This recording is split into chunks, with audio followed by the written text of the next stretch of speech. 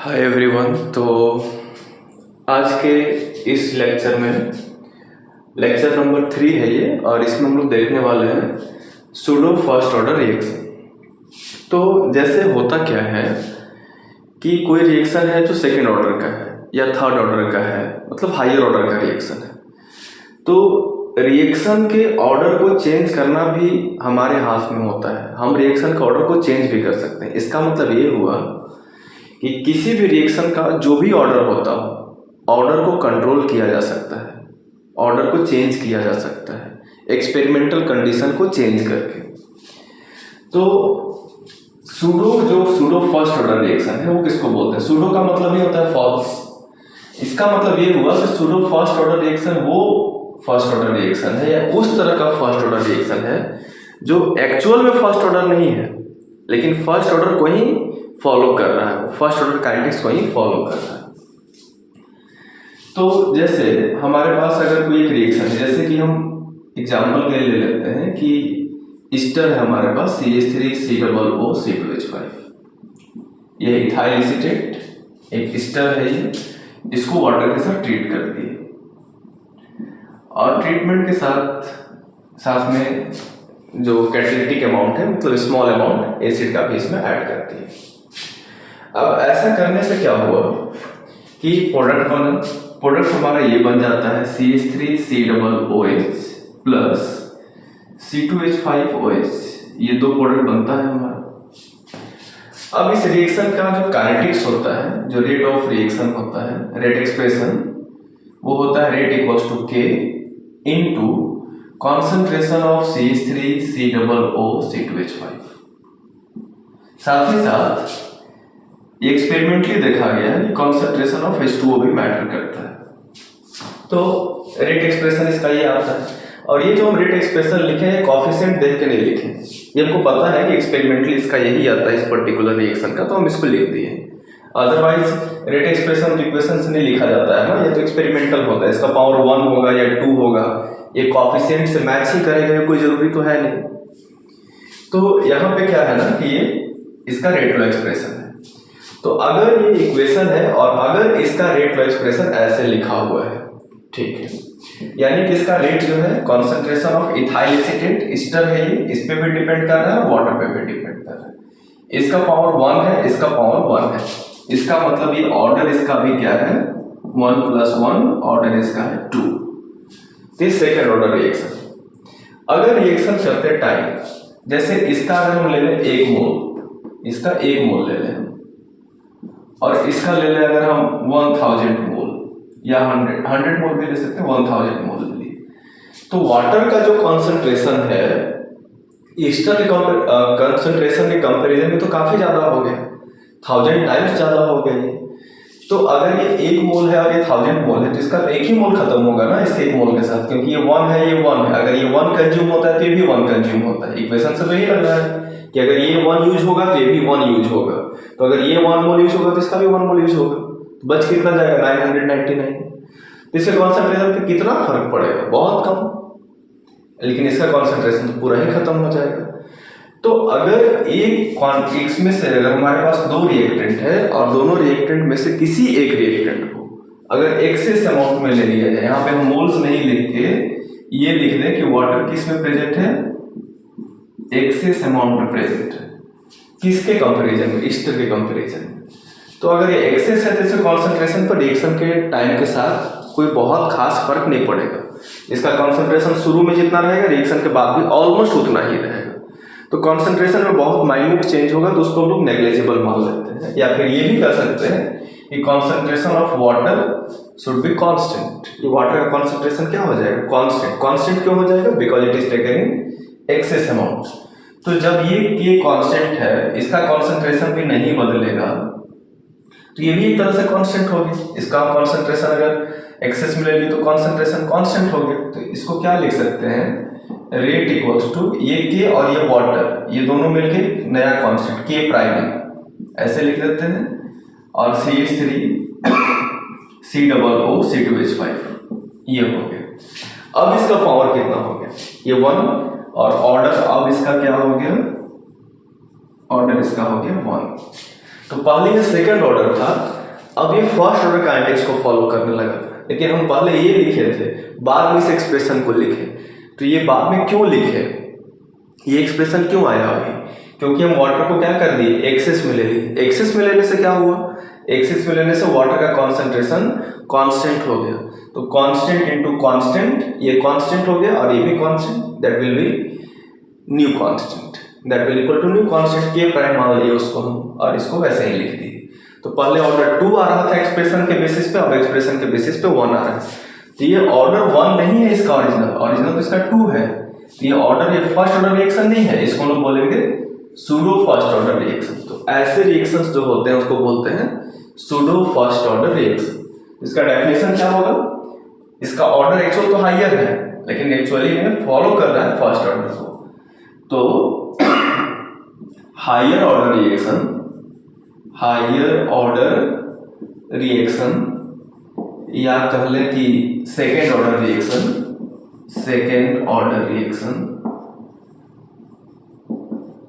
which follow क्या, first order kinetics, which follow first order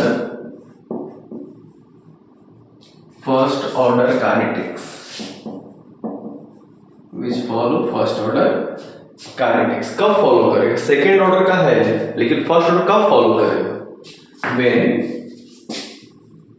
when one of the reactant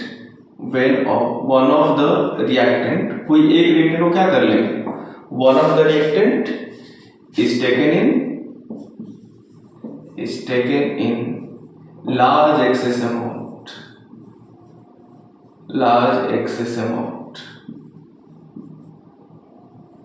higher order reaction which follow first order kinetics has higher order follow कर रहा है first order, कब, ये important, कब follow कर रहा है, when one of the reactant is taken in large excess amount is called, वैसे रिएक्शन को क्या बोलेंगे, is called pseudo first order reaction, वो pseudo first order reaction होंगे। तो अगर ये क्वेश्चन को थोड़ा ट्विस्ट करके भी पूछा जा सकता है कि क्या किसी रिएक्शन का ऑर्डर चेंज किया जा सकता है, तो इसका आंसर क्या होगा, yes, we can change the order of any reaction. How one can change the order of reaction, कैसे चेंज कर सकते हैं, by taking the one of the reactant in large excess amount so that its concentration becomes constant with respect to other reactant. उसको large excess में ले लेंगे कि उसका कॉन्सेंट्रेशन दूसरे के रिस्पेक्ट में क्या हो जाए, ऑलमोस्ट कांस्टेंट हो जाए, तो उसका ऑर्डर को चेंज कर सकते हैं। And such type of reaction is called pseudo order reaction. If they follow first order kinetics they are called pseudo first order, if they follow second order kinetics they are called pseudo second order. जैसे अगर कोई third order का reaction है, लेकिन अगर वो third order का reaction है और किसी सिचुएशन में वो सेकंड ऑर्डर को फॉलो कर रहा है, तो अगर थर्ड ऑर्डर का है लेकिन फॉलो कर रहा है सेकंड ऑर्डर, तो सेकंड ऑर्डर थोड़ी हुआ, उसको बोलेंगे सूडो सेकंड ऑर्डर बोलेंगे। तो ये हुआ सूडो ऑर्डर रिएक्शन। अब यहाँ पे ये जो k है ना, ये है तो रेट कांस्टेंट, और ये जो k प्राइम है इसको क्या बोलेंगे, किसके इक्वल होता है, ये जो k प्राइम है इसको हम इसमें और इसको, इन दोनों को मल्टीप्लाई किए तब जाके वो आया, तो ये हो जाता है k इंटू H2O के इक्वल। ये k प्राइम जो है वो k और H2O के इक्वल है, तो ये होता है, ये ध्यान देना जरूरी है कि k प्राइम जो है वो किसके इक्वल है, k इंटू H2O के इक्वल है। अच्छा, H2O का कॉन्सेंट्रेशन कितना मान लेते हैं, सॉल्व करना अगर हमको होगा, अगर हमको ये कांस्टेंट दे दे इसका वैल्यू पूछे या ये दे दे इसका वैल्यू पूछे, तो H2O का वैल्यू हम खुद से कितना पुट करेंगे, क्वेश्चन में देगा नहीं तो कितना पुट करेंगे। देखिए वाटर का कॉन्सेंट्रेशन हम लोग एज्यूम कर लेते हैं 55.55 मोल पर लीटर। कैसे 55.55 क्यों, क्योंकि वाटर का वॉल्यूम और डेंसिटी एक ही होता है। अगर हम 1000 ml ले लें तो उसका डेंसिटी भी 1 होता है, तो 1000 ml इक्वल टू 1000 ग्राम हो जाएगा। तो 1 लीटर अगर होगा तो 1 लीटर मतलब 1000 ml, तो 1000 ml is equivalent to 1000 gram, because density of water is 1। तो इसको वाटर के मोलर मास से डिवाइड करेंगे तो कितना मोल आएगा, ये 1 लीटर अगर ये है तो कितना मोल आएगा 55.55। तो 1 मोल में इतने सारे मोल्स होते हैं, सॉरी ये 1000 ग्राम में इतने सारे मोल्स होते हैं, इसीलिए हम इसको बोल देते हैं 55.55 मोल पर लीटर। वाटर कितने मोल्स होंगे, तो वाटर का कॉन्सेंट्रेशन जब भी हम न्यूमेरिकल सॉल्व करेंगे तो 55.55 लेंगे, 1000 को 18 से डिवाइड करने पे वैल्यू आता है। तो वाटर का वॉल्यूम वहां पे हम लोग या जो मास होता है वो एज्यूम कर लेते हैं 1000 ग्राम। ठीक है, अब इस पे क्वेश्चंस क्या क्या हो सकता है। क्वेश्चंस ऐसे भी होता है कि under which condition a second order reaction can follow the first order reaction, first order kinetics किस कंडीशन में फॉलो कर सकता है। तो कंडीशन बता दिए, वही आंसर लिख देना है। When we take one of the reactant in large excess amount so that its concentration becomes constant with respect to other reactant। बस ये इसका आंसर हो जाएगा। अब देखते हैं इस पे क्वेश्चंस कैसे हो सकता है, न्यूमेरिकल टाइप अगर क्वेश्चन हो तो कैसे हो सकता है। जैसे कि अगर जो है टाइम दिया हुआ है, कॉन्सेंट्रेशन दिया हुआ है, जैसे कि कोई रिएक्टेंट है और रिएक्टेंट का कॉन्सेंट्रेशन दिया हुआ है और टाइम दिया हुआ है, टाइम 0 दिया हुआ है, 30 दिया हुआ है, 60 दिया हुआ है, 90 दिया हुआ है, ऐसे टाइम दिया हुआ है। और रेट दिया हुआ है, जैसे कि रेट जो है कॉन्सेंट्रेशन शुरू में दिया हुआ है जैसे कि 85, फिर 80 है, फिर 75 है, फिर 70 है, ऐसे दिया हुआ है। ये रिएक्टेंट का कॉन्सेंट्रेशन है, ये टाइम दिया हुआ है कि इस टाइम पे इतना कॉन्सेंट्रेशन, इस टाइम पे इतना कॉन्सेंट्रेशन, इस टाइम पे इतना कॉन्सेंट्रेशन और इस टाइम पे इतना कॉन्सेंट्रेशन। अब ये बोल देगा कि so that this is the pseudo first order reaction. Show करना है, प्रूफ करना है इसको, कि प्रूफ कर दो कि ये इसका प्रूफ देना है कि कैसे ये सूडो फर्स्ट ऑर्डर रिएक्शन है। अगर ऐसा कोई भी क्वेश्चन है रैंडम, हम डेटा पे ज्यादा नहीं जाएंगे, डेटा यहाँ पे थोड़ा ऊपर नीचे हो सकता है। तो अगर इस तरह का कोई भी क्वेश्चन हो तो क्या करेंगे, सूडो फर्स्ट ऑर्डर रिएक्शन हमको प्रूफ करना है, ये सूडो फर्स्ट ऑर्डर रिएक्शन है। तो ध्यान देना, ये तो बोल तो रहा है फर्स्ट ऑर्डर है ना, सूडो फर्स्ट ऑर्डर बोले या कोई भी ऑर्डर बोले, फर्स्ट ऑर्डर ही प्रूफ करना है। तो for first order reaction integrated equation, integrated equation क्या होता है, इंटीग्रेटेड इक्वेशन इज क्या होता है, इंटीग्रेटेड इक्वेशन लास्ट लेक्चर में ही देखा है हमने, वो होता है k equals to 2.303 upon t log r0 by r0 क्या है, इनिशियल कॉन्सेंट्रेशन। इनिशियल कॉन्सेंट्रेशन कैसे पता चलेगा, टाइम 0 पे जो कॉन्सेंट्रेशन है that is called initial concentration. तो टाइम 0 के सामने जो 85 दिख रहा है ना, वही है इनिशियल कॉन्सेंट्रेशन। तो यहाँ पे हम लिखेंगे 85, तो r के जगह पे क्या लिखेंगे, ये 80 या ये 75 या 70 क्या लिखेंगे फिर, तो r के जगह पे हम 80 भी लिख सकते हैं, 70 भी लिख सकते, 75 भी लिख सकते हैं, 70 भी लिख सकते हैं। तो हम क्या करेंगे ना कि एट टाइम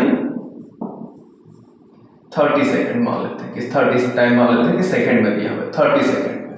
तो क्या करेंगे हम यहाँ पे कि k इक्वल्स टू, ये तो इनिशियल है, इसको मान लेना है ये इनिशियल है और बाकी सब अलग अलग टाइम पे है। तो हम एक बार इन दोनों को यूज करके सॉल्व करेंगे, फिर एक बार इनिशियल और इसका, फिर एक बार इनिशियल और ये लास्ट का। इनिशियल हमेशा यूज होगा, तो k इक्वल्स टू हो जाएगा 2.303 बाई टाइम कितना हो जाएगा 30 लॉग इनिशियल कितना है 85, तो 85 लिख देंगे बाई टाइम 30 सेकंड लिए, जो टाइम 30 सेकंड अगर रखें तो 30 सेकंड के सामने क्या था 80, ये मान ली ये हो गया k1, ऐसे k1 निकाल लेंगे। तो जब ऐसे k1 निकाल सकते हैं तो k2 भी तो निकाल सकते हैं, तो k2 कैसे आएगा, तो k2 ऐसे निकाल लेंगे। k2 मतलब कि एट टाइम, किस टाइम पे k2 निकलेगा, एट टाइम 60 सेकंड पे। तो इसमें क्या हो जाएगा 2.303 और उसके बाद फिर टाइम हम ले रहे हैं 60 सेकंड, इस बार इसका यूज कर रहे हैं, तो इसका इसके साथ जो एक बार इसका इसके साथ हो ही चुका, फिर लॉग ये हो जाएगा, फिर इसके बाद हो जाएगा इनिशियल कितना है, इनिशियल तो यहाँ पे 85 है, तो यहाँ भी 85 ही होगा, इनिशियल तो चेंज होगा नहीं किसी के, इनिशियल सबके लिए यही रहेगा। तो 85 और 60 सेकंड पे क्या है 75, 60 सेकंड पे 75 लिख दिए, ठीक। K2 हो गया। वैसे ही K3 लिख देंगे। K3 क्या हो जाएगा, एट टाइम 90 सेकंड, ये क्या हो जाएगा, तो 2.303 टाइम क्या ले रहे हैं 90 सेकंड, 90 लिख दिए। लॉग ये कितना हो जाएगा, इनिशियल तो 85 बाई 90 सेकंड पे क्या है 70, तो 85 बाई 70। तो हम 3 बार के निकालेंगे, K1 एक बार के इसके लिए, एक बार इसके लिए, एक बार इसके लिए। हमको प्रूफ करना है ये कि first order reaction, pseudo first order बोले या फर्स्ट ऑर्डर बोले, अगर हमको ये उसके सपोर्ट में प्रूफ देना है कि फर्स्ट ऑर्डर है तो हम 3 बार के निकालेंगे, 2 बार डेटा देते 2 बार ही के निकालते हैं। अब इसका जो वैल्यू आएगा ना, इसका वैल्यू जो आएगा, इसका वैल्यू जो आएगा, इसका वैल्यू जो आएगा, K1 का जो वैल्यू आएगा, K2 का जो वैल्यू आएगा, K3 का जो वैल्यू आएगा, वो तीनों सेम ही रहेगा, ऑलमोस्ट तीनों सेम रहेगा। तो फिर नीचे मेंशन कर देंगे सिंस ऐसे लिख देंगे, since K1 K2 and K3 are same या फिर constant, therefore it follow first order का, क्योंकि तीनों सेम है इसलिए फर्स्ट ऑर्डर को फॉलो कर रहा है, ठीक है। उसके बाद मेंशन कर देंगे therefore it follow first order kinetics. तो इसका प्रूफ हो गया, ये तो हम प्रूफ कर दिए। Factors affecting rate of reaction. तो पहले भी फर्स्ट लेक्चर में भी थोड़ा सा देखे थे इसको। सबसे पहले क्या होता है, कॉन्सेंट्रेशन ऑफ क्या, किसी का कॉन्सेंट्रेशन नहीं, कॉन्सेंट्रेशन ऑफ रिएक्टेंट। सेकंड क्या देखते हैं हम लोग, सेकंड देखते हैं हम लोग कॉन्सेंट्रेशन के बाद कैटलिस्ट भी रिएक्शन के रेट को फास्ट करता है। और क्या होता है, टेम्परेचर होता है, टेम्परेचर भी रेट ऑफ रिएक्शन को फास्ट करता है। और क्या होता है, प्रेशर होता है, लेकिन प्रेशर सिर्फ गैसियस रिएक्शन के लिए होता है, फॉर गैसियस रिएक्शन। और क्या होता है, सरफेस एरिया भी होता है, सरफेस एरिया। तो ये सारे फैक्टर्स, जैसे कि अगर क्वेश्चन हो कि जो निकेल होता है और पाउडर्ड फॉर्म में निकेल हो, पाउडर्ड फॉर्म में निकेल हो, तो ज्यादा रिएक्टिव कौन होगा, या जिंक है, पाउडर्ड जिंक है, तो ज्यादा रिएक्टिव कौन होगा, तो ऑब्वियसली पाउडर्ड फॉर्म में जो होगा वो ज्यादा रिएक्टिव होगा, क्योंकि अगर अमाउंट से भी 5 ग्राम, तो 5 ग्राम अगर पाउडर्ड फॉर्म में तो ज्यादा वो फैल सकता है, ज्यादा एरिया कवर कर सकता है, उसका सरफेस एरिया ज्यादा होगा, तो जिसका सरफेस एरिया ज्यादा होगा वो ज्यादा रिएक्टिव होगा, ये भी ध्यान देना है। तो जो पाउडर्ड फॉर्म में होगा दे आर मोर रिएक्टिव, वो ज्यादा रिएक्टिव होंगे, and rate of such reaction will be greater. तो क्यों ज्यादा होगा, अगर ये क्वेश्चन पूछ जाए क्यों ज्यादा होगा, तो because of larger surface area, as the surface area increases rate of reaction also increases, ठीक है। कॉन्सेंट्रेशन ऑफ रिएक्टेंट देख चुके हम लोग कि कॉन्सेंट्रेशन बढ़ता है तो रेट बढ़ता है, कॉन्सेंट्रेशन घटता है तो रेट घटता है। तो जैसे जैसे रिएक्शन आगे बढ़ता है, जैसे जैसे टाइम बीतते जाता है, वैसे वैसे रिएक्शन का स्पीड धीरे धीरे कम होते चला जाता है, क्योंकि रिएक्शन का स्पीड कम होगा ही, क्योंकि कॉन्सेंट्रेशन कम हो रहा है धीरे धीरे। तो as the concentration of reactant decreases with time, rate of reaction also decreases with time, because it depends upon the concentration ना। तो कॉन्सेंट्रेशन डिक्रीज करेगा देन रेट डिक्रीज करेगा। कैटलिस्ट रिएक्शन को फास्ट करता है, कॉन्सेंट्रेशन फास्ट करता है, कॉन्सेंट्रेशन बढ़ेगा तो बढ़ेगा, कैटलिस्ट भी फास्ट करता है। लेकिन कैटलिस्ट रिएक्शन को कैसे फास्ट करता है, तो हम लोग यहाँ पे सबसे पहले देख लेते हैं इफेक्ट ऑफ कैटलिस्ट, और फिर हम लोग देखेंगे इफेक्ट ऑफ टेम्परेचर। ये 2 टॉपिक मेन है हमारे लिए। तो effect of catalyst, effect of catalyst, तो कैटलिस्ट एक्टिवेशन एनर्जी को कम कर देता है, या हम कह ले कि एक्टिवेशन एनर्जी को कम करने की जगह पे वो एक ऐसा रास्ता दिखाता है जिसका एक्टिवेशन एनर्जी कम होता है। तो जैसे एक रिएक्शन है, समझने के लिए हम ग्राफ प्लॉट कर लेते हैं, इधर एनर्जी है और इधर है रिएक्शन कोऑर्डिनेट। या फिर इसको रिएक्शन प्रोग्रेस भी कह सकते हैं। अब कोई रिएक्टेंट है, कोई प्रोडक्ट है, R और B। अभी ऐसे रिएक्शन हो रहा है। अब जो रिएक्टेंट है ना, रिएक्टेंट का ये एनर्जी, रिएक्टेंट इस लेवल पे है अभी, रिएक्शन इस लेवल को जब रिएक्टेंट क्रॉस करेगा ना एनर्जी की इस लेवल को, तब जाकर वो प्रोडक्ट में कन्वर्ट होगा। तो इस लेवल तक तो आना ही पड़ेगा। हर चीज को एक नया चीज में बदलने के लिए अपने आप को एक मिनिमम एनर्जी तक ले जाना पड़ता है, बिना उस एनर्जी तक पहुंचे नहीं बदल सकता है। जैसे अगर यहाँ तक पहुंचना है, हर जगह बैरियर होता है रिएक्शन में, लाइफ में हर जगह वो बैरियर को क्रॉस करेगा तभी वो कुछ नया चीज में कन्वर्ट हो पाएगा। तो अगर इसको रिएक्टेंट को कोई नया चीज बनना है, प्रोडक्ट बनना है, तो बैरियर को क्रॉस करना होगा।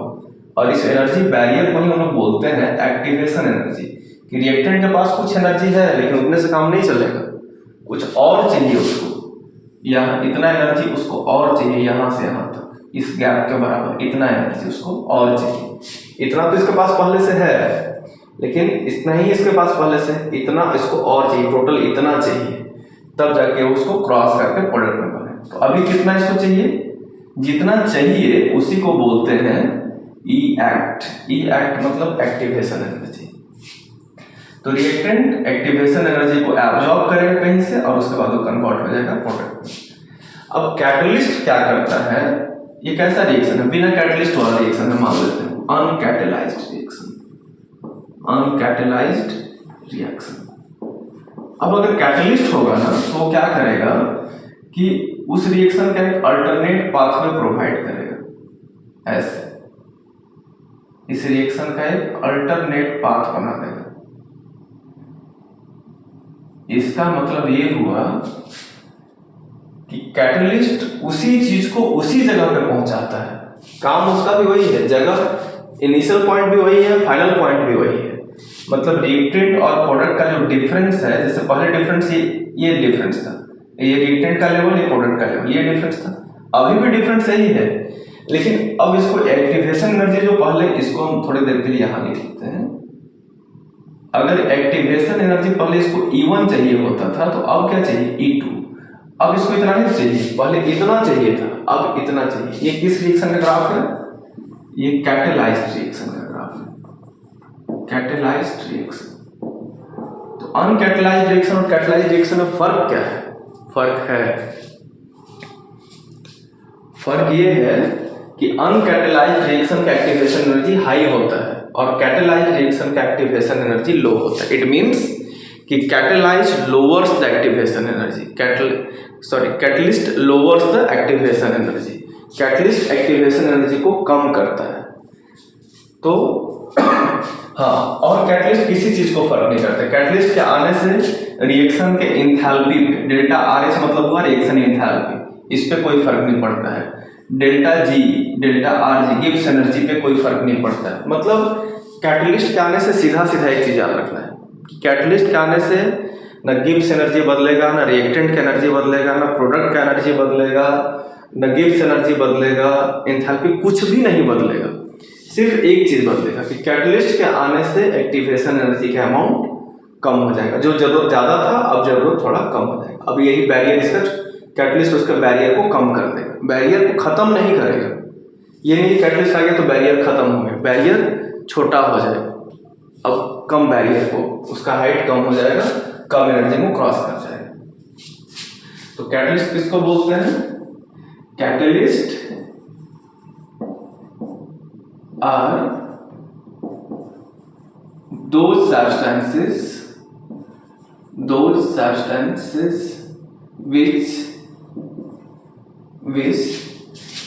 increases the rate of reaction,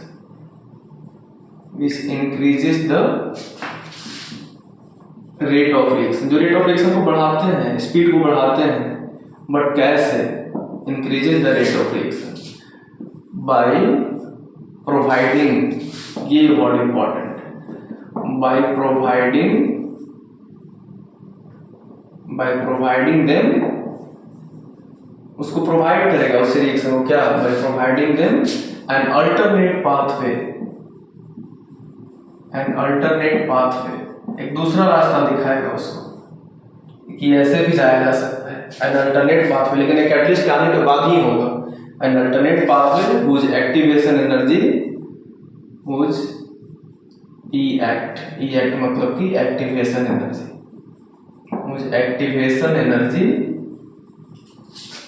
is lower than the, किससे लोअर होगा, than the activation energy of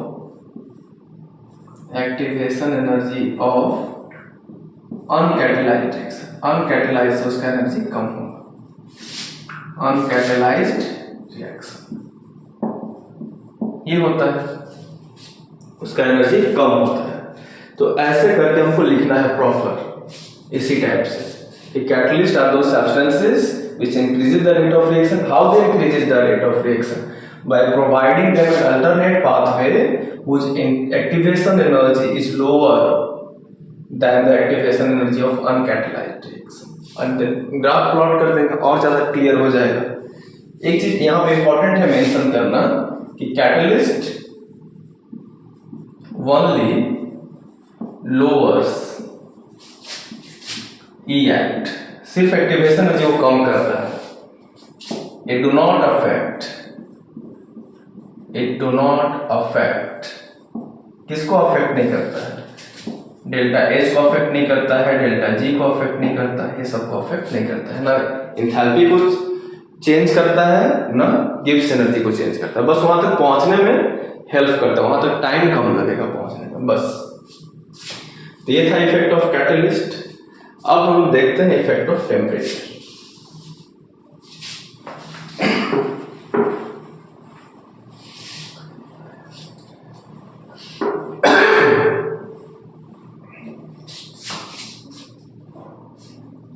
effect of temperature,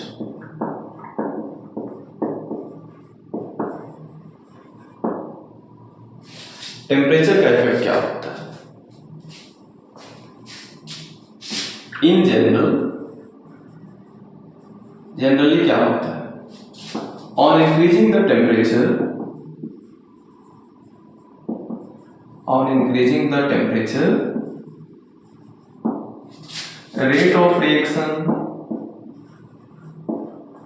rate of reaction also increases। Temperature बढ़ेगा, रेट ऑफ रिएक्शन भी बढ़ेगा, rate of reaction also increases, rate of reaction भी increase करता है। कितना increase करता है? तो एक जनरल रूल है या फिर एक जनरल ऐसा परसेप्शन है, ऐसा 100% एक्यूरेट नहीं है ये, बट ऐसा होता है। On increasing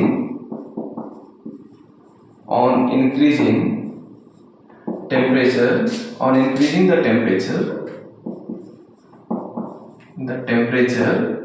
by 10 degree Celsius या 10 केल्विन, डिफरेंस 10 का होना चाहिए, जितना है उससे 10 बढ़ गया। जैसे 300 केल्विन है तो 310 केल्विन हो गया, या 200 डिग्री सेल्सियस है तो 210 डिग्री सेल्सियस, मतलब 10 का डिफरेंस होना चाहिए।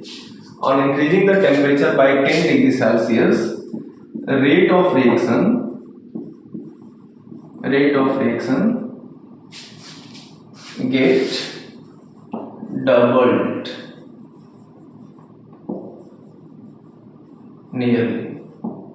नियरली डबल हो जाता है। ऐसा हम नहीं बोल रहे हैं कि एग्जैक्टली डबल हो जाएगा, बट नियरली डबल हो जाएगा। तो एक टर्म आता है टेम्परेचर कॉफिशिएंट। टेम्परेचर कॉफिशिएंट क्या होता है? इसी से रिलेटेड है टेम्परेचर कॉफिशिएंट, कि अगर जो है टेम्परेचर पहले T था और बाद में टेम्परेचर बढ़ के हो गया T + 10 डिग्री सेल्सियस। पहले T था, बाद में हो गया T, पहले T था, बाद में बढ़ के हो गया T + 10 डिग्री। मतलब ये अगर 10 है तो 20 है, ये 20 है तो 30 है, 90 है तो 100 है, ऐसे। तो जो T टेम्परेचर पे K होगा, T टेम्परेचर पे कुछ K होगा, वैसे ही T + 10 डिग्री जब टेम्परेचर कुछ बढ़ा तो उस समय भी कुछ K होगा। तो तो इस जो rate constant at T degree temperature या T degree Celsius and rate constant at T plus 10 degree Celsius. तो 10 डिग्री सेल्सियस बढ़ने के बाद जो रेट कांस्टेंट होगा वो थोड़ा ज्यादा होगा। कितना ज्यादा होगा? 10 डिग्री बढ़ने से रेट कांस्टेंट ज्यादा होगा। कितना ज्यादा होगा? लगभग डबल होगा। इसका वैल्यू अप्रोक्सीमेटली कितना होता है? 1.9 के आसपास। इसको हम अभी लिख लेते हैं लगभग 2, अप्रोक्स 2 होता है। तो इसी को बोलते हैं हम लोग टेम्परेचर कॉफिशिएंट। तो टेम्परेचर कॉफिशिएंट क्या है? के और के का रेशियो। के क्या है? Rate constant. तो temperature constant, temperature coefficient is the ratio, it is the ratio of what? It is the ratio of two rate constant, it is the ratio of two rate constant which temperature differences और which are differ by 10 degree Celsius. तो temperature coefficient एक ratio है rate constant का where the temperature difference is 10 degree Celsius and it is approximately equals to 2। तो ये temperature coefficient होता है। इसका मतलब ये भी हुआ कि 10 डिग्री टेम्परेचर बढ़ा देने से रेट जो है लगभग डबल हो जाएगा। रेट कांस्टेंट डबल होगा तो ऑब्वियसली रेट भी डबल हो जाएगा।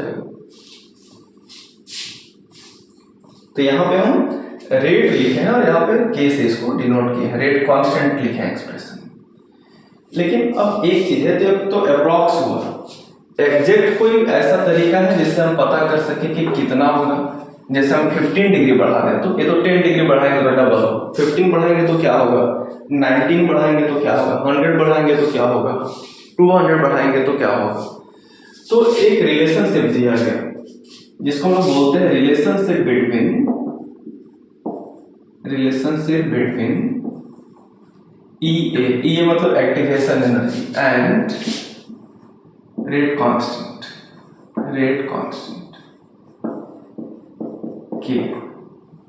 Activation energy and rate constant के बीच में भी एक रिलेशनशिप होता है और इसी रिलेशनशिप को हम लोग बोलते हैं आर्हेनियस इक्वेशन। क्या है ये इक्वेशन? तो रॉ फॉर्म में ये इक्वेशन है k equals to a into e to the power minus EA by RT। यही है आर्हेनियस का मेन इक्वेशन। k क्या है यहाँ पे? k रेट कांस्टेंट है। a क्या है? a को बोलते हैं आर्हेनियस फैक्टर।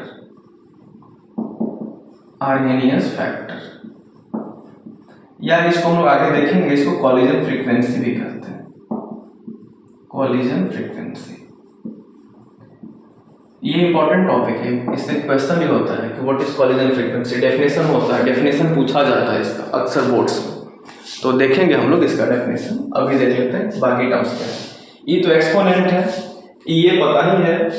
जब हम लोग एक्सप्रेशन लिखेंगे तो सारी चीजों को लिख देते हैं, हम बस इसको लिख दे रहे हैं जो नहीं पता चल रहा है। ये क्या है? Energy of activation. आर क्या है? आर है यूनिवर्सल गैस कांस्टेंट,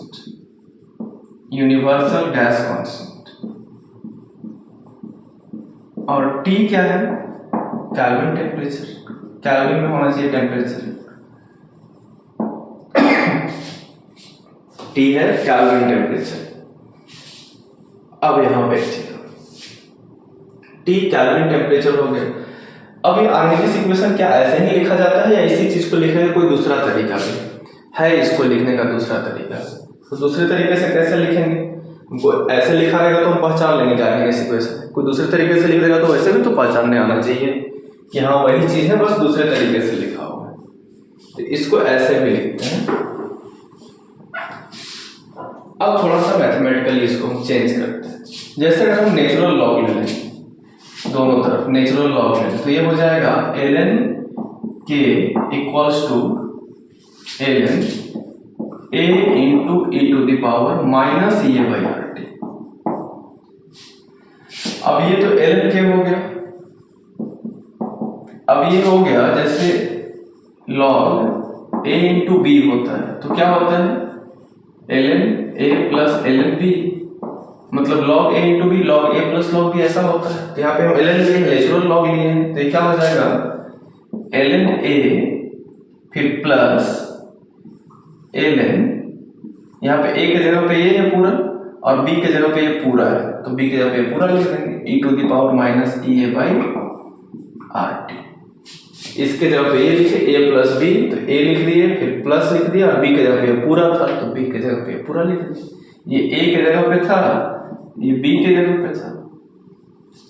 ठीक है, अब एक चीज और, एक और फॉर्मूला हमको यहाँ पे जानना जरूरी है मैथ्स का। वो क्या कि ln x to the power अगर n होता है तो n पीछे आ जाता है, क्या हो जाता है n ln x। तो यहाँ पे ln लगा हुआ है और इसका पावर में ये है, ये वाला टर्म, तो पावर तो पीछे आ जाएगा। तो ये क्या हो जाएगा ln k equals to ln a, ये पावर पीछे आ जाएगा तो क्या बन जाएगा माइनस हो जाएगा ये e बाई आर टी, और क्या बच जाएगा ln e बच जाएगा। अब ln e का जो वैल्यू होता है वो 1 होता है, ये 1 के इक्वल होता है। तो क्या लिख सकते हैं फिर ln k equals to ln a minus E A by R T. तो इसको ऐसे भी लिखा हुआ मिल सकता है आर्हेनियस इक्वेशन, ये भी एक फॉर्मूला आर्हेनियस इक्वेशन का है। ठीक है, अब इसके बेसिस में हम ग्राफ भी प्लॉट कर सकते हैं। आर्हेनियस इक्वेशन का ग्राफ भी इंपॉर्टेंट है, तो देखते हैं आगे।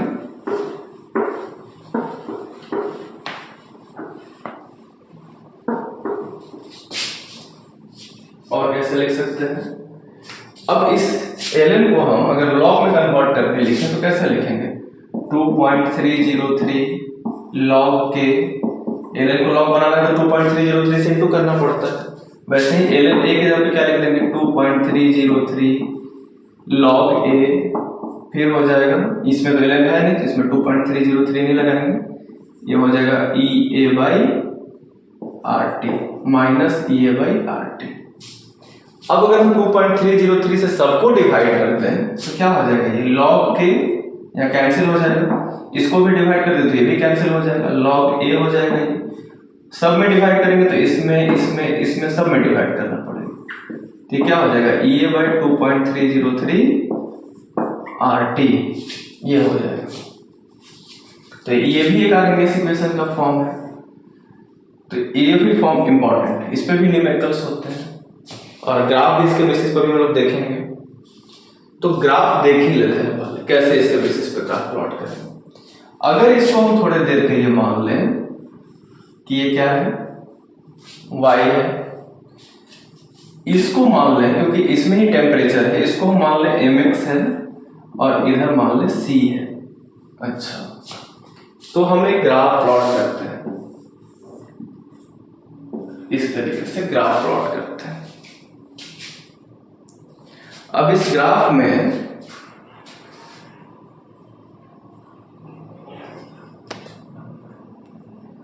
y एक्सिस पे क्या लिख देंगे log k, यहाँ पे लिख दिया log k। x एक्सिस पे क्या लिखे, ये एक्टिवेशन एनर्जी किसी रिएक्शन का फिक्स होता है, 2.303 कांस्टेंट है, r भी कांस्टेंट है, बदलेगा क्या टेम्परेचर। टेम्परेचर बदलने से k कैसे बदलेगा बेसिकली हमको यही पता करना है। इधर लिख दिए log k, इधर लिख देंगे t, नहीं t तो नीचे है तो ऊपर में 1 होगा, इधर t नहीं लिखेंगे, इधर लिखेंगे 1/t। तो x के जगह पे क्या है, x के जगह पे है 1/t। ठीक है, c के जगह पे क्या है log a। अब m जो है, m के आगे ये पूरा साइन जो लगा हुआ कैसा है, ये माइनस साइन लगा हुआ है, तो ये इंडिकेट कर रहा है ग्राफ नीचे की तरफ आएगा। तो ग्राफ नीचे की तरफ आएगा ऐसे है, तो यहाँ पे कट करेगा, जहां पे कट करेगा वो क्या हो जाएगा log a। क्यों, क्योंकि ये कहाँ पे जो कट करेगा इंटरसेप्ट जो उसका होगा वो c से पता चलता है, तो c के जगह पे log a लिखा हुआ है, इसीलिए हम जहाँ पे कट किया वहां पे log a लिख दिए। x के जगह पे क्या लिखे, t था तो 1/t था तो 1/t लिखे, y के जगह पे log a लिखे। m क्या होता है, m होता है स्लोप, इस लाइन का स्लोप क्या होगा, इस ग्राफ का स्लोप क्या होगा, m के बराबर होगा। तो प्लस m के जगह पे क्या लिखा हुआ है, प्लस m के जगह पे लिखा हुआ है माइनस, तो माइनस लिख दिए। और क्या लिखा हुआ है ये बाई 2.303 r t भी नहीं, t तो 1/t तो यहाँ लिखा हुआ है, इसका स्लोप ये बाई 2.303 r के बराबर होता है। और ये आर्हेनियस इक्वेशन ग्राफ है, टेम्परेचर है इसमें रेट नहीं है, रेट कांस्टेंट और टेम्परेचर है, आर्हेनियस का ग्राफ है, तो यही होगा इसका ग्राफ। तो ऐसे हम लोग प्लॉट कर सकते हैं आर्हेनियस इक्वेशन का ग्राफ। इसके बेसिस पे प्लॉट करते तो क्या होता, बिल्कुल ऐसा ही ग्राफ बनता, बस ये y हो जाता, ये xc हो जाता, इधर क्या हो जाता, ये mx हो जाता। तो यहाँ भी 1/t बिल्कुल ऐसा ही ग्राफ बनता, बस इधर क्या लिखते, ln k लिखते, इधर 1/t यहाँ भी लिखते, इसका ग्राफ भी यही कट करता, यहाँ पे log के जगह पे हो जाता ln a, और इसका स्लोप जो होता वो क्या होता, माइनस के साथ EA/r होता, 2.303 नहीं होता, बस EA/r होता, नेगेटिव स्लोप। ऐसा ही ग्राफ बनता। तो ये नेगेटिव स्लोप और k और 1/t देखें तो आर्हेनियस का ग्राफ है, समझ आना है। और इसका सबसे इंपॉर्टेंट चीज है इसका स्लोप याद रखना, यहाँ से क्वेश्चन हमेशा रहता है, slope of Arrhenius equation graph is -EA/2.303r। तो अगर हमको स्लोप कोई बता देगा, मतलब हमको इस पूरे का वैल्यू बता दिया, तो हम इक्वेट करके उसका वैल्यू बता सकते हैं। जैसे अगर हमको कोई बता दे कि इसका स्लोप, ऐसे रैंडमली मान लेते हैं, इस ग्राफ का स्लोप 5 है, इसका मतलब, और हमसे बोल देगा कि 5 है तो तुम एक्टिवेशन एनर्जी बताओ तो कितना होगा, तो कैसे बताएंगे, 5 इक्वल्स टू लिख देंगे, इसका स्लोप किसके इक्वल होता है, माइनस के इक्वल होता है, -EA/2.303 आर का वैल्यू दे देगा, सॉल्व करके बता देंगे कि इसका EA क्या होगा, ये गिवन रहता है आर का वैल्यू। वैसे आर का वैल्यू 8.314 हम लोग यूज करेंगे। तो ये तो हुआ हमारा आर्हेनियस इक्वेशन। आर्हेनियस इक्वेशन का कोई और फॉर्म है क्या, हाँ एक फॉर्म और है। जैसे कि अगर कोई रिएक्शन है और उस रिएक्शन में बोला गया कि टेम्परेचर 300 डिग्री सेल्सियस था और 300 डिग्री के बाद उसका टेम्परेचर बढ़ा के 400 डिग्री सेल्सियस कर दिया गया, तो मतलब केल्विन में अगर हम बदल के देखें तो केल्विन में कितना हो जाएगा, 273 ऐड कर देंगे इसमें, तो ये हो जाएगा 573 और इसमें भी 273 ऐड कर देंगे, तो 376, मतलब 573 केल्विन से 673 केल्विन हो रहा है। तो अगर इस टेम्परेचर से इस टेम्परेचर हो रहा है ना, तो वो उसका जो रेट है वो क्वाड्रुपोल हो जाता है। क्वाड्रुपोल होने का मतलब 4 गुना हो जाता है, 4 गुना बढ़ जाता है, तो उसका एक्टिवेशन एनर्जी क्या होगा। तो टेम्परेचर बढ़ने से कितना टाइम्स बढ़ रहा है, अगर हमको ये कोई बता दिया 3 टाइम्स बढ़ रहा है, 4 टाइम्स बढ़ रहा है, तभी उसका हम एक्टिवेशन एनर्जी बता सकते हैं आर्हेनियस इक्वेशन के यूज करके। वो कैसे, तो एक्टिवेशन जैसे कि अगर हम लिख सकते हैं, हम लोग क्या लिखते हैं, log k इक्वल्स टू लिखते हैं। आर्हेनियस इक्वेशन क्या लिखते हैं, log k इक्वल्स टू, अभी लिखे थे हम लोग, यहाँ पे log a था,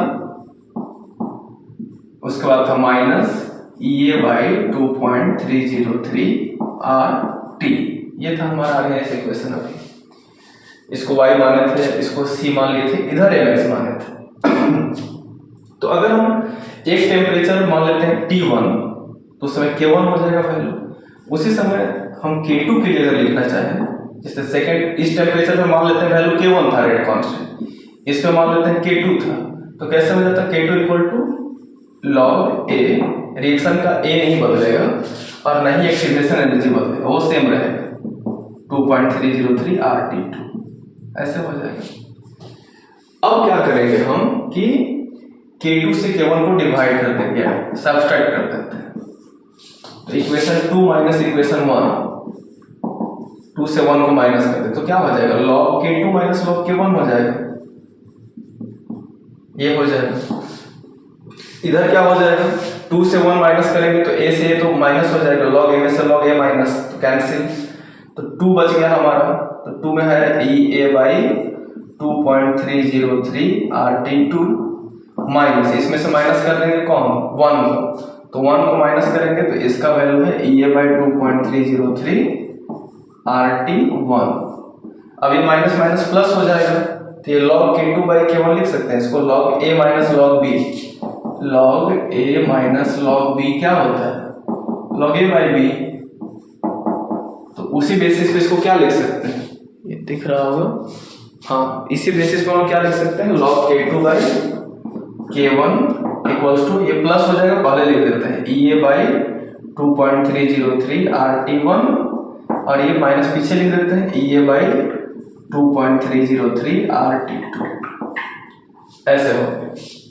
अब इसी को और कैसे लिखा जा सकता है, और इसको अगर हम मॉडिफाई कर दें तो और कैसे लिख सकते हैं, इसको यहां लिख देते हैं log K2/K1, इधर दिख रहा होगा यहां तक।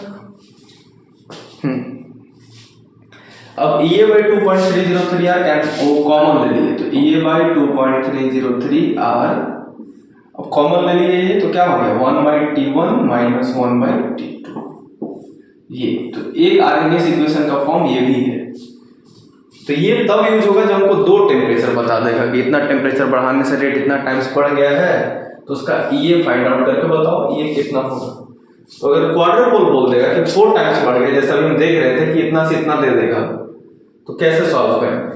तो टेम्परेचर हमको दे दिया K2/K1, तो जो टेम्परेचर मेरा जो लोअर टेम्परेचर होगा उसको T1 मान लेंगे, हायर टेम्परेचर को T2 मान लेंगे।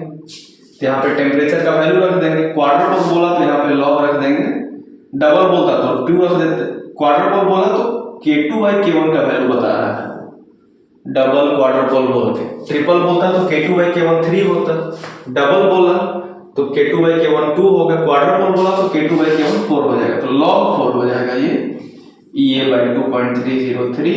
R का वैल्यू वैसे होता है 8.314, टेम्परेचर का वैल्यू दे ही देगा 1/T1 माइनस 1/T2। यहाँ पे अगर हम इसी को मान लें तो यहाँ पे लिख देंगे 573 और यहाँ पे लिख देंगे 673, सॉल्व कर लेंगे ये निकल जाएगा। तो ऐसे हम लोग सॉल्व कर सकते हैं न्यूमेरिकल को। तो जब हम सॉल्व करने बैठेंगे तो हम इस फॉर्मूले को डायरेक्टली लिखेंगे और आगे प्रोसीड करेंगे, मेंशन कर देंगे कौन T1 है कौन T2 है, इतना डिराइव करने का जरूरत नहीं है। लेकिन ये भी एक एक्सप्रेशन आर्हेनियस का है, इसको याद रखना लेकिन जरूरी है कि log K2/K1 equals to EA/2.303 R और 1/T1 माइनस 1/T2, तो ये होगा। तो ये था हमारा आर्हेनियस इक्वेशन। अब एक छोटा सा थियरी है लेकिन बड़ी काम का है, वो बहुत कॉलिजन थियरी।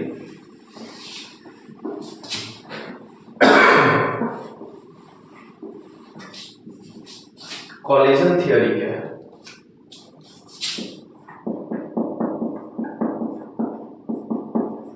कॉलिजन थियरी ये थियरी बताता है कि रिएक्शन होता आखिर कैसे है। तो जैसे नाम से ही पता लग रहा है, बोल रहा है कि रिएक्शन कॉलिजन से होता है। कॉलिजन का मतलब ये हुआ, ये कहना ये चाहता है कि किसी कंटेनर में जब रिएक्टेंट है ना, रिएक्टेंट है तो रिएक्टेंट आपस में टकराता है, ऐसे कोलाइड करता है। तो जब वो कॉलिजन करता है, 2 रिएक्टेंट 3 रिएक्टेंट, तो कॉलिजन के बाद जब वो कोलाइड करता है तो कॉलिजन से नया प्रोडक्ट बन जाता है। 2 रिएक्टेंट कोलाइड किया तो कॉलिजन से एक नया प्रोडक्ट बन गया। तो कोलाइड करेगा, कॉलिजन के बाद ये खुद खत्म हो जाएगा और एक नया चीज बना देगा जिसको हम लोग प्रोडक्ट बोलते हैं। ठीक है, तो कॉलिजन, अब जैसे कोई 2 बॉडी कोलाइड कर रहा है, अब अगर कोई 2 बॉडी बहुत धीरे धीरे धीरे धीरे कोलाइड करे, जैसे कोई 2 चीज ही है, अगर हम ही लोग कोई 2 पर्सन कोई किसी से कोलाइड कर गए, तो अगर बहुत धीरे धीरे ऐसे ऐसे आके कोलाइड करे एकदम 1 मीटर पर सेकेंड की स्पीड से, या फिर बहुत कम स्पीड से, जैसे कि अगर उसका स्पीड जो है ना वो बहुत कम है 0.001 मीटर पर सेकेंड, इस स्पीड से आके कोलाइड करे या बहुत धीरे से आके कोलाइड करे तो कोई फर्क नहीं पड़ेगा। लेकिन जैसे अगर हम यहीं पे अगर कॉलिजन करेगा, कोई ग्लास का टुकड़ा लाके इस बोर्ड पे बहुत धीरे से रखें तो नहीं टूटेगा, लेकिन अगर बहुत तेजी से रखें तो हो सकता है वो टूट जाए। तो सेम रिएक्शन के केस में भी होता है कि 2 मॉलिक्यूल्स कोलाइड किया आपस में, तो बहुत धीरे से कोलाइड किया तो कुछ फर्क नहीं पड़ेगा, लेकिन बहुत तेजी से कोलाइड किया तो हो सकता है वो टूट जाए और नया चीज बन जाए। तो कॉलिजन होना चाहिए लेकिन बहुत स्लो नहीं होना चाहिए, एनर्जी के साथ होना चाहिए, एक मिनिमम एनर्जी होना चाहिए उसमें, उससे कम एनर्जी से अगर होगा तो कोई फर्क नहीं पड़ेगा उस पर। उसको हम लोग बोलते हैं थ्रेशोल्ड एनर्जी, या फिर इसको बोलेंगे सफिशिएंट एनर्जी, उतना तो होना ही चाहिए। तो कॉलिजन थियरी कहता है कि according to this theory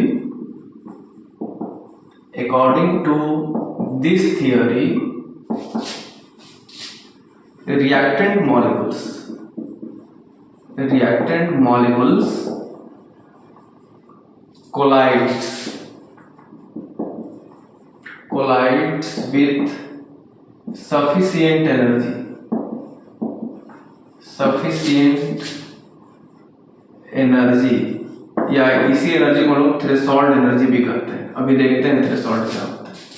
threshold energy collides with sufficient energy, और one can say threshold energy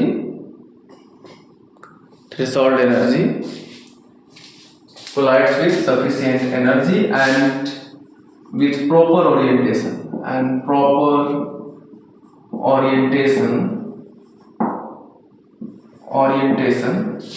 to form the product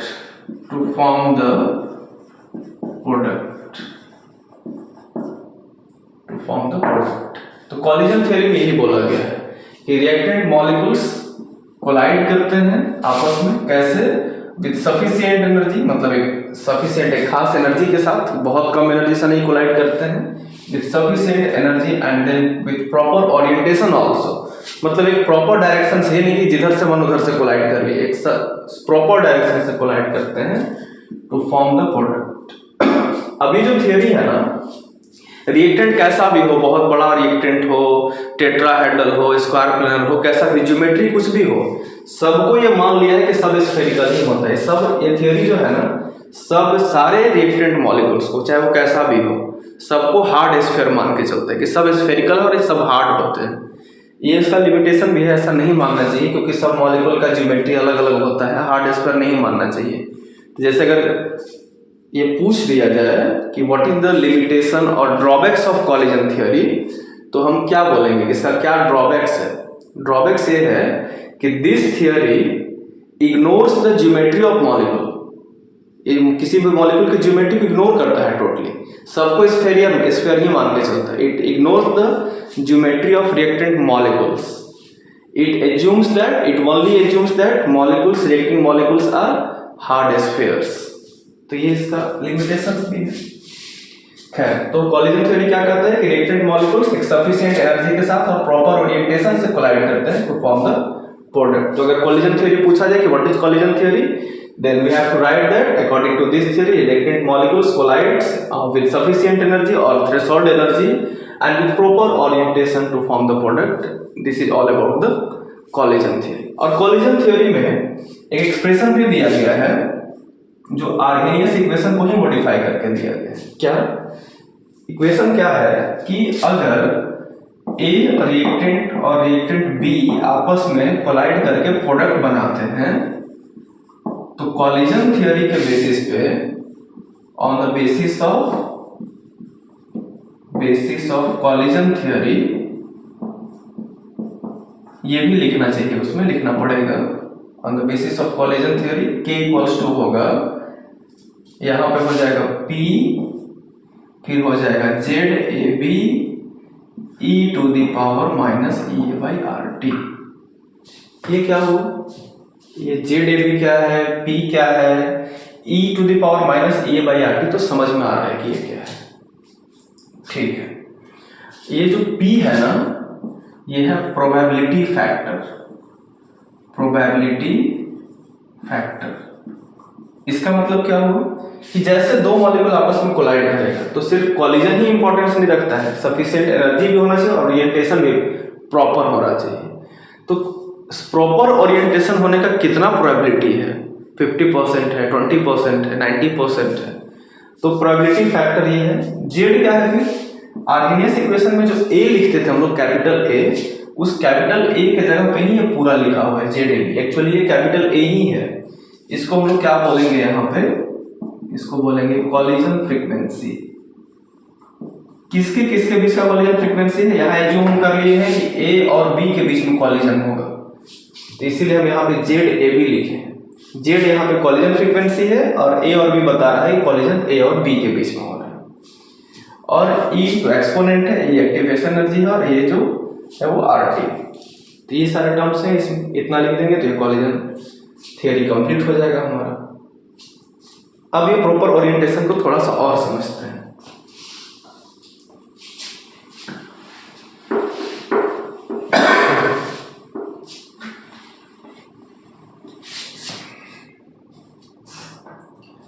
अब जैसे हमारे पास ये रिएक्शन है, SN2 टाइप रिएक्शन है, यहाँ पे H है, यहाँ भी H है, यहाँ भी H है, यहाँ पे आयोडीन है। ये प्राइमरी हैलाइड है, प्राइमरी नहीं मिथाइल हैलाइड है एक्चुअली। तो अगर OH माइनस इधर से आएगा, इस पे अटैक करेगा तो ये आयोडीन ऐसे निकल जाएगा। तो इसका मतलब ये हुआ कि ये मेरा एक मॉलिक्यूल है और ये दूसरा मॉलिक्यूल, इसमें कॉलिजन हो रहा है, लेकिन OH को इधर से आना चाहिए। C पे प्लस होगा, I पर माइनस होगा और OH पर भी माइनस है। तो ये OH जो है इधर से नहीं आ सकता है। क्यों नहीं आ सकता? क्योंकि इधर से I पर माइनस है, तो माइनस माइनस में रिपल्सन होने लगेगा, इधर से नहीं आ सकता है। जब भी आएगा तो इधर से ही आएगा। तो अगर ये इधर से आके ऐसे कोलाइड कर जाए, इधर से आके कोलाइड कर जाए तो आयोडीन हटेगा? नहीं हटेगा। इधर से आके कोलाइड करे तो आयोडीन हटेगा ही नहीं। लेकिन जब वो पीछे से आके कोलाइड करेगा तो ये C पे आके जुड़ जाएगा और आयोडीन यहाँ से निकल जाएगा। तो यानी कि प्रोडक्ट हमारा इस तरह का बन जाएगा, CH ये 3 और इधर से आके कौन जुड़ जाएगा? OH और यहाँ से निकल कौन जाएगा? I minus. यानी कि कॉलिजन ही मैटर नहीं करता है कि सिर्फ OH माइनस इसके साथ जाकर कोलाइड कर जाए। इधर से कोलाइड करने का कोई फर्क नहीं पड़ेगा, इधर से कोलाइड करेगा तब प्रोडक्ट बनेगा। ये SN2 टाइप रिएक्शन है, बैक साइड से टाइप होना है। तो कहने का मतलब ये है मेरा कि कॉलिजन ही मैटर नहीं करता है, मैटर करता है डायरेक्शन भी। इसीलिए उसमें डायरेक्शन को भी इंक्लूड किया गया है कॉलिजन थ्योरी में। बट उसका भी लिमिटेशन है कि वो सिर्फ सबको हार्ड स्क्वायर ही मानकर चलता है। तो इसका मतलब ये हुआ कि सारे कॉलिजन से प्रोडक्ट नहीं बन सकते। एक प्रॉपर डायरेक्शन के साथ कॉलिजन होगा तभी प्रोडक्ट बनेगा। तो वैसे कॉलिजन जिससे प्रोडक्ट बन सकता है उसको बोलते हैं effective collision. Effective collision. Effective collision क्या होता है? कॉलिजन, सारे कॉलिजन इफेक्टिव नहीं होते हैं, हजारों कॉलिजन हो रहा है, जिससे कुछ से कॉलिजन हुआ प्रोडक्ट नहीं बना, कुछ में कॉलिजन हुआ प्रोडक्ट बना। तो जिससे प्रोडक्ट बना वही बस इफेक्टिव है। तो प्रोडक्ट कब बनेगा? प्रोडक्ट तब बनेगा जब कॉलिजन बहुत स्लो नहीं होगा, थोड़ा फास्ट होगा, मतलब एक सफिशिएंट एनर्जी से होगा। और प्रोडक्ट तब बनेगा जब डायरेक्शन भी उसका सही होगा, ओरिएंटेशन प्रॉपर होगा। इफेक्टिव कॉलिजन कैसे, किसको बोलेंगे फिर? तो दैट कॉलिजन या फिर collision between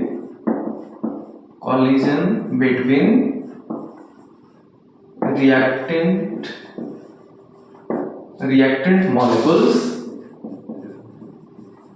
molecules with sufficient energy, जो sufficient energy से होता है, with sufficient energy and proper orientation, ऐसा होने से क्या होगा? which leads to, जिससे क्या होगा? which leads to formation of product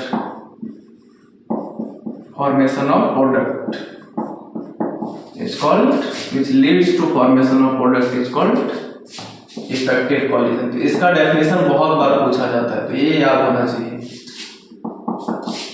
It's called effective collision between reactant molecules with sufficient energy and proper orientation which leads to formation of product, that is called effective collision। उसको effective collision कहते हैं। तो ये पूछ दिया जाए कि what are the conditions of effective collision, effective collision के लिए क्या क्या कंडीशन होना चाहिए? तो दो कंडीशन है, reactant molecules have sufficient energy, reactant molecules must have sufficient energy and they should have proper orientation। उनका sufficient, उनके पास एनर्जी होना चाहिए और प्रॉपर ओरिएंटेशन होना चाहिए। तो सफिशिएंट एनर्जी क्या होता है? थ्रेशोल्ड एनर्जी को बोलते हैं। थ्रेशोल्ड एनर्जी किसको बोलते हैं? थ्रेशोल्ड एनर्जी ही पूछ दिया जाए तो किसको बोलते हैं थ्रेशोल्ड एनर्जी? थ्रेशोल्ड एनर्जी और एक्टिवेशन एनर्जी में कोई डिफरेंस है क्या? हाँ है। थ्रेशोल्ड एनर्जी इसको बोलते हैं, ग्राफ से फिर से समझते हैं। इधर है हमारा एनर्जी, ये एनर्जी है इस तरफ, और इधर है रिएक्शन प्रोग्रेस,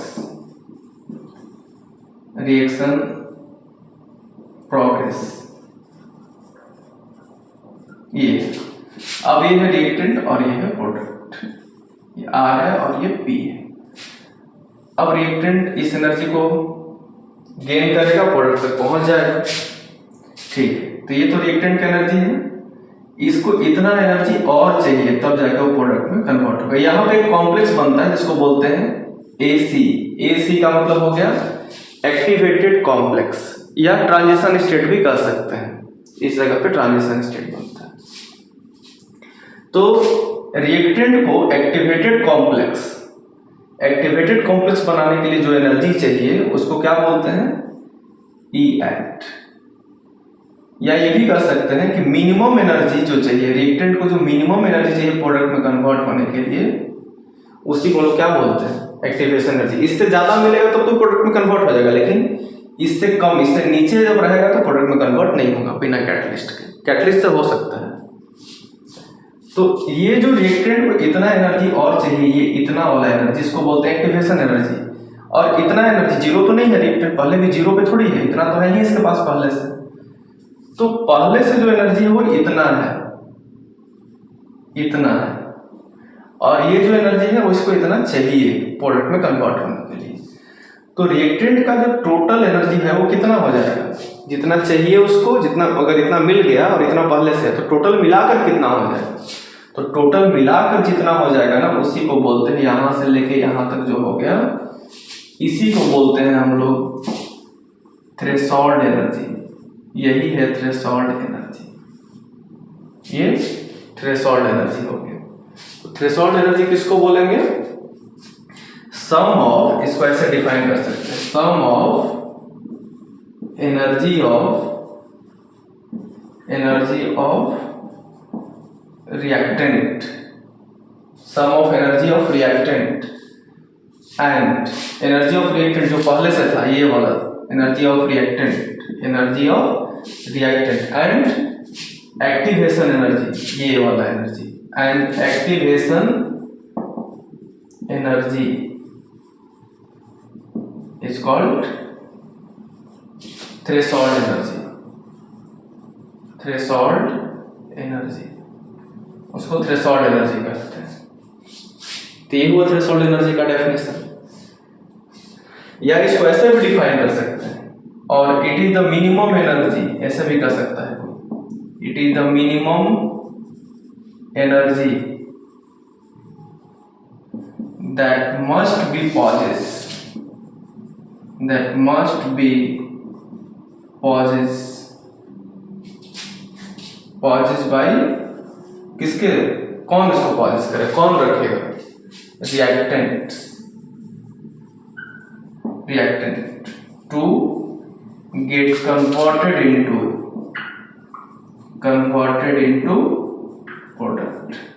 प्रोडक्ट में उतना एनर्जी होना चाहिए तभी वो रिएक्टेंट में कन्वर्ट हो सकता है। कितना एनर्जी होना चाहिए, एसर्शन रीजन भी क्वेश्चंस होता है ना। तो एसर्शन रीजन में एक्टिवेशन हम ऐसे बता दिए थ्रेशोल्ड एनर्जी का डेफिनेशन। वो एसर्शन में अगर थ्रेशोल्ड एनर्जी का डेफिनेशन ऐसे लिख दिया कि it is the minimum energy that must be pauses by the reactant to get converted into, यहाँ पे पॉजेस लिखे हैं, रिक्वायर्ड नहीं लिखे हैं। अगर हम यहाँ पे रिक्वायर्ड लिख देंगे कि the minimum energy must be required, तो रिक्वायरमेंट ये है, ये पहले से है, और रिक्वायरमेंट मिलने के बाद कितना है, कितना पॉजेस मतलब कि टोटल कितना है उसके पास, that must be pauses by reactant molecule to get converted into product. Total कितना होना चाहिए प्रोडक्ट में कन्वर्ट होने के लिए, तो इतना, इसी को बोलते हैं थ्रेशोल्ड एनर्जी। या फिर अगर हमको डिफाइन करके खुद से लिखना है तो हम इस डेफिनेशन को लिखना प्रेफर करेंगे, इसको लिख देंगे कि sum of energy of reactant and activation energy is called threshold energy. तो फिर एक्टिवेशन एनर्जी को डिफाइन करना हो तो इसको कैसे डिफाइन करेंगे, इसको भी डिफाइन कर देते हैं। और ये फिगर तो बना ही देंगे कि ये यहां से यहां तक थ्रेशोल्ड है, ऐसे मार्क कर देंगे।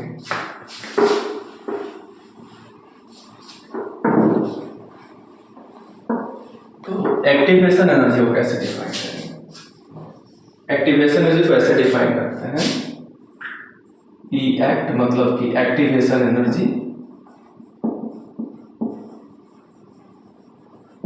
तो ये हो जाएगा मिनिमम एनर्जी, कम से कम कितना चाहिए, minimum energy that is required by reactant molecules, reactant molecules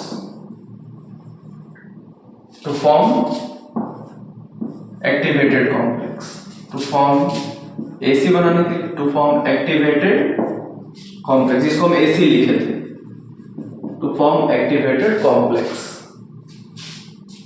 या ये भी कर सकते हैं, और to get converted into product is called activation energy. ये हो जाएगा इसका डेफिनेशन। जितना मिनिमम रिक्वायर्ड है, अगर हम यहाँ पे यही लिख रहे हैं कि it is the minimum that is possessed by reactant molecules, और उसके बाद ये लिख दे to get converted into product, तो हो जाएगा थ्रेशोल्ड एनर्जी। उतना उसके पास होना चाहिए। जैसे कि अगर हमको कहीं जाने के लिए हमको 20 रुपए का जरूरत है और मेरे पास पहले से 15 रुपए है, तो मेरे पास पहले से 15 रुपए और अगर हम रिएक्टेंट हैं तो मेरा हो गया एनर्जी ऑफ रिएक्टेंट 15 है वो मेरा पहले से। कितना हमको और चाहिए? 5 और चाहिए। तो 5 और जो चाहिए वो हमको और रिक्वायरमेंट है, तो रिक्वायरमेंट को हम लोग एक्टिवेशन एनर्जी कहते हैं। Activation energy is the requirement. ये रिक्वायरमेंट कितना एक्स्ट्रा और कितना रिक्वायरमेंट है? 5 का, तो that is called activation energy. तो 5 मेरा एक्टिवेशन एनर्जी हुआ। अब जब हमको मिल जाएगा 20, तो 20 में मेरा काम हो जाएगा।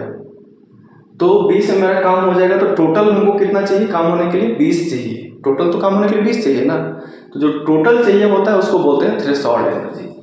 तो that total energy that is required for the formation of product, or one can say the sum of energy of reactant जो मेरे पास पहले से था 15, and that is required by the reactant molecules, that sum is called threshold energy। उसको threshold energy बोलते हैं। तो requirement को बोलते हैं एक्टिवेशन एनर्जी, और requirement plus energy of reactant. जितना पहले एनर्जी ऑफ रिएक्टेंट जो है और plus activation energy of reactant plus activation energy, that is called threshold energy. ऐसे सिंपली बस इतना याद रखना है, पूरे वर्ड्स को याद रखने से, पूरा स्टेटमेंट याद रखने से याद रखेंगे energy of our reactant plus activation energy is called threshold energy. बाकी ग्राफ से शो कर देंगे, ऐसे ड्रॉ कर देंगे, यहाँ रिएक्टेंट लिख देंगे, यहाँ प्रोडक्ट लिख देंगे, ऐसे शो कर देंगे, यहाँ मेंशन कर देंगे ये एक्टिवेशन एनर्जी है, यहाँ से ऐसे शो कर देंगे, और फिर ये टोटल ऐसे ये क्या है? Threshold energy. यही थ्रेशोल्ड एनर्जी है। तो ये प्रॉपर वे हुआ शो करने, और ऐसे हमको एक्टिवेशन एनर्जी भी पता चल जाएगा और थ्रेशोल्ड भी पता चल जाएगा। और यहाँ पे हम लोग क्या लिख देते हैं? AC। AC का मतलब क्या हो गया? Activated complex. तो रिएक्टेंट को एक्टिवेटेड कॉम्प्लेक्स बनाने के लिए जो चाहिए उसको क्या बोलते हैं? Activation energy. सिंपली ग्राफ देख के डेफिनेशन लिख सकते हैं कि the minimum energy required to form the activated complex, that is called the activation energy. तो ये हुआ हमारा सारा टॉपिक। तो ये चैप्टर अब जो हो गया वो कंप्लीट हो गया। थोड़ा सा कुछ टॉपिक छोटा छोटा जो चीज है वो और देख लेते हैं, 1-2 बात और है। जैसे कि अभी हम एक चीज और लिखे थे, जब हम क्वेश्चन लिख रहे थे कॉलिजन थ्योरी का, तो वहां पे लिखे थे ZAB कॉलिजन फ्रीक्वेंसी है। कॉलिजन फ्रीक्वेंसी का डेफिनेशन क्या होता है ये भी पूछा जाता है। What is collision frequency? Collision frequency क्या होता है? तो it is the number of collision, कितना सारा कॉलिजन हो रहा है, नंबर ऑफ कॉलिजन। फ्रीक्वेंसी है तो पर सेकेंड होगा। It is the number of collision पर सेकेंड, 1 सेकेंड में कितना कॉलिजन हो रहा है। तो अगर ये छोटा कंटेनर है, इसमें 10, 20, 50 मॉलिक्यूल होगा। बड़ा कंटेनर है तो ज्यादा मॉलिक्यूल्स होगा, ज्यादा मॉलिक्यूल्स अगर इसमें रहेगा तो ज्यादा कॉलिजन होगा। तो कॉलिजन वॉल्यूम पर भी डिपेंड करता है, कितना बड़ा एरिया है। तो नंबर ऑफ कॉलिजन पर सेकेंड पर यूनिट वॉल्यूम, मतलब यूनिट वॉल्यूम में 1 लीटर वॉल्यूम या 1 ml वॉल्यूम, ये सब हो सकता है। पर सेकेंड पर यूनिट वॉल्यूम दोनों लिखना है, कोई भी छोड़ना नहीं है। नंबर ऑफ कॉलिजन पर second per unit volume is called collision frequency. It is the number of collision पर सेकेंड पर यूनिट वॉल्यूम। ठीक है, ये हो गया कॉलिजन फ्रीक्वेंसी। एक चीज और है, जब हम आर्हेनियस इक्वेशन लिख रहे थे तो वहां पे ऐसे लिखे थे k equals to a into e to the power minus e by R T. बहुत बार एग्जाम में पूछा गया है कि what does e to the power minus e by R T represents, ये क्या रिप्रेजेंट करता है, क्या बताता है e बाई आर टी? तो e और आर टी वाला अलग नहीं पूछ रहा है, पूरा एज ए होल पूछ रहा है क्या रिप्रेजेंट करता है। तो इट रिप्रेजेंट्स, ये जो पूरा होता है ना, क्या बताता है? It is the fraction, actually it is the fraction, ये फ्रैक्शन को बताता है कि हमारे पास हजारों मॉलिक्यूल्स है, तो 1000 का आधा या 1000 का 3/4 या 1000 मॉलिक्यूल्स है तो उसका 1/5 कितना percent? It is a fraction है, it is a fraction of molecules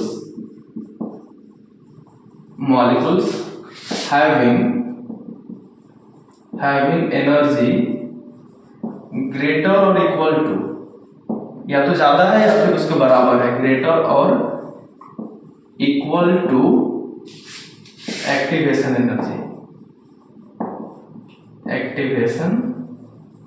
energy EA,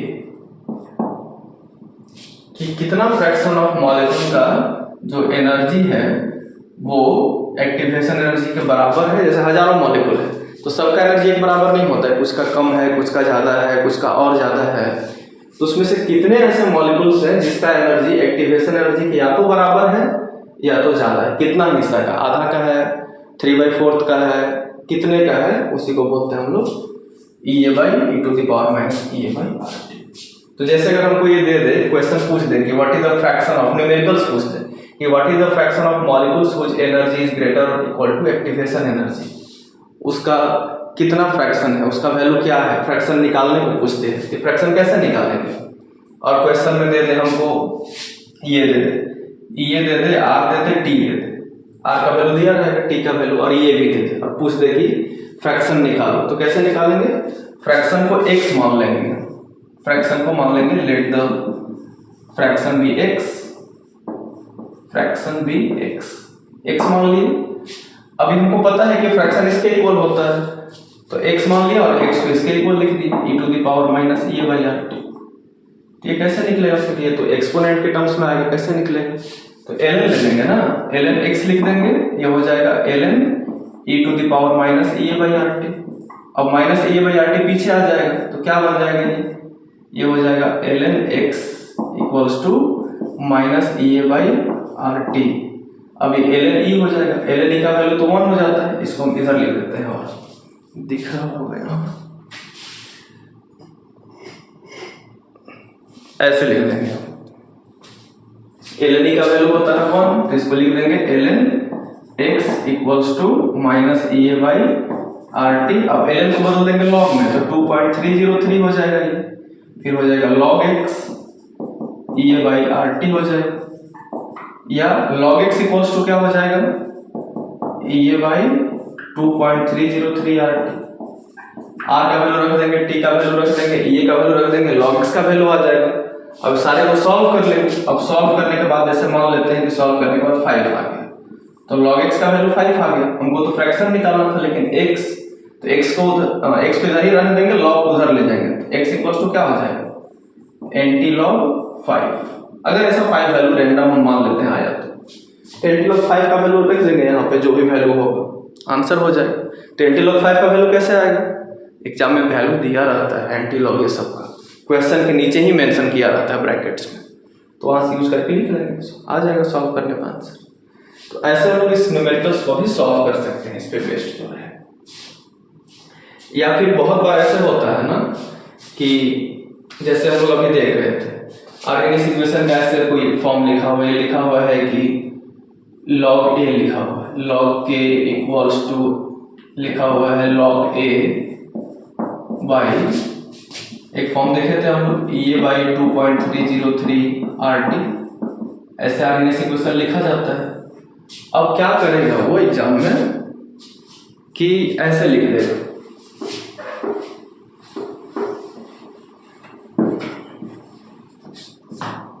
यहाँ पे लिख देगा log k, यहाँ पे लिख दिया log 5, यहाँ पे लिख दिया ऐसे कुछ, मान लेते हैं कि यहाँ पे लिख दिया 200, ऐसे ही कुछ वैल्यू लिख दिया।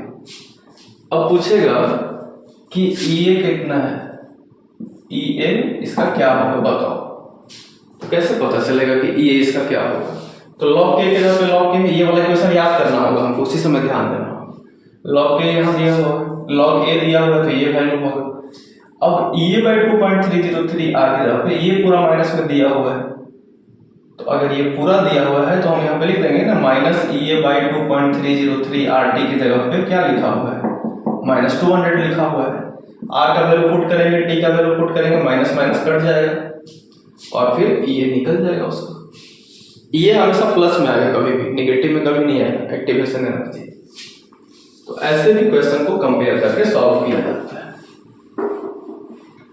अच्छा, अगर क्वेश्चन पूछ दिया जाए कि कोई रिएक्शन है, वो गैसियस रिएक्शन है, वहां पे ना है कॉन्सेंट्रेशन मोल पर लीटर में दिया ही नहीं है, वहां पे ATM में दे दिया है प्रेशर, कॉन्सेंट्रेशन के जगह पे प्रेशर दे दिया है।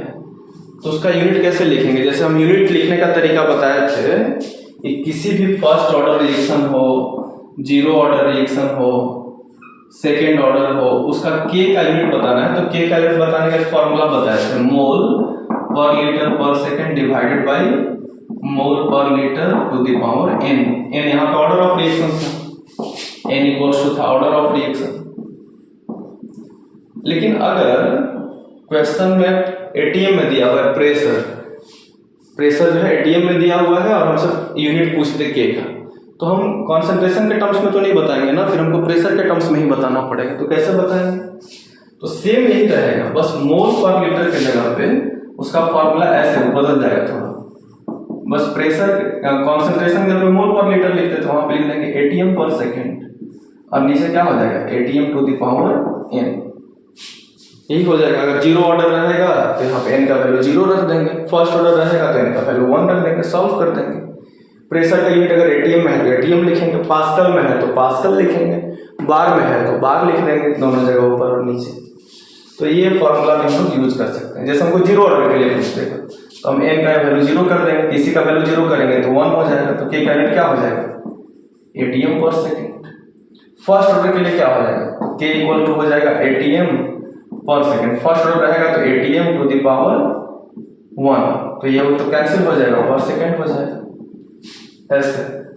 लेकिन इसकी ध्यान देना है कि टाइम सेकेंड में है कि मिनट में है, पर मिनट भी हो सकता है। सेकेंड ऑर्डर रहेगा तो हम इसका क्या कर देंगे, स्क्वायर कर देंगे, एक कट जाएगा, ATM इनवर्स सेकेंड इनवर्स हो जाएगा। तो ऐसे करके हम प्रेशर के टर्म्स में भी K का यूनिट बता सकते हैं। तो जनरली तो ऐसे ही रहता है, ऐसे रेयरली ही कभी कभार रह सकता है, लेकिन अगर बाय द वे पूछ दिया जाए तो हम हर चीज़ के लिए हमको तैयार रहना चाहिए, तो ऐसे भी कर सकते हैं। तो इस चैप्टर में जितना भी थियोरी था, हर एक पॉइंट को हम यहाँ पे डिस्कस कर चुके हैं। तो इसका थियोरी पोर्शन पूरा कंप्लीट हो चुका है। न्यूमेरिकल्स भी कैसे सॉल्व करेंगे, ग्राफ के बेसिस पे, स्लोप के बेसिस पे, वो सारा कुछ भी देख चुके हैं। एक सेशन और हम लोग करेंगे जिसमें हम लोग कुछ न्यूमेरिकल्स के छोटे छोटे जो बेसिक टाइप्स होते हैं जिस पे आते हैं क्वेश्चंस, उसको कर लेंगे और वैसे ये चैप्टर पूरा कंप्लीट हो चुका है। तो इस वीडियो में इतना ही, फिर मिलते हैं नेक्स्ट वीडियो में। Thank you.